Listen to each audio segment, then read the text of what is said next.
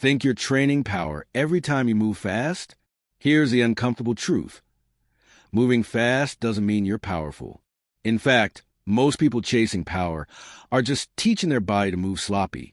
And that's why their joints hurt, their progress stalls, and their strength never transfers to real life. Pause.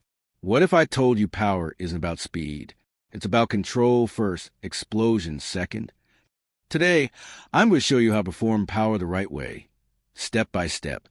So every rep actually makes you stronger, faster, and safer. Magnifying glass tilted left part 1. The most common power mistakes, curiosity builder. Before we fix it, let's expose what's going wrong. Mistake number 1, rushing the movement.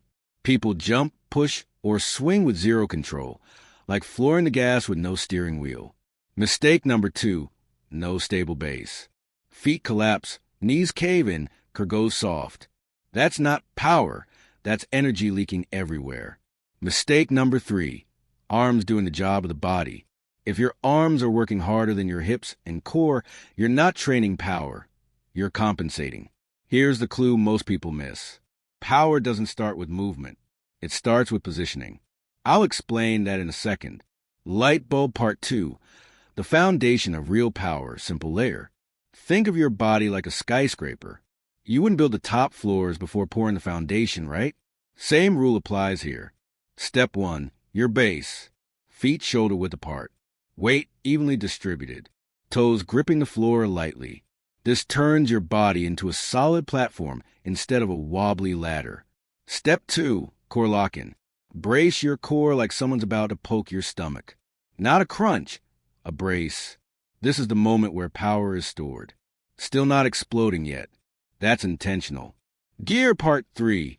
Intermediate fixes, where power is born. Now we add movement. Step 3. Load the body. Slight bend at the hips and knees. Imagine compressing a spring. Wrong way. Dropping too deep. Losing tension. Relaxing at the bottom. Right way. Controlled load. Tension everywhere.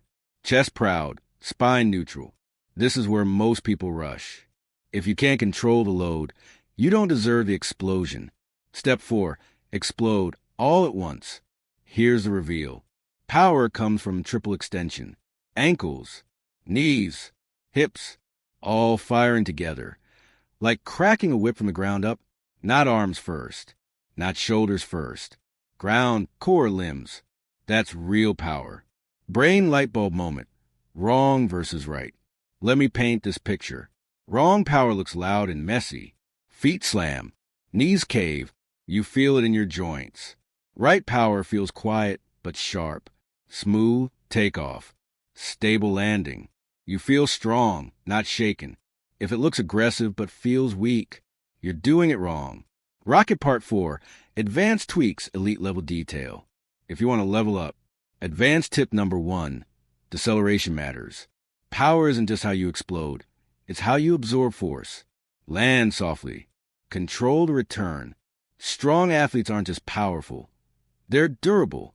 Advanced tip number 2. Breathe with intent. Inhale on the load. Sharp exhale on the explosion. That breath ties your core into movement like a seatbelt. Repeat button, final recap. Clear plus confident. Let's lock it in. Stable feet. Core braced. Controlled load. Explode from the ground up. Land with control.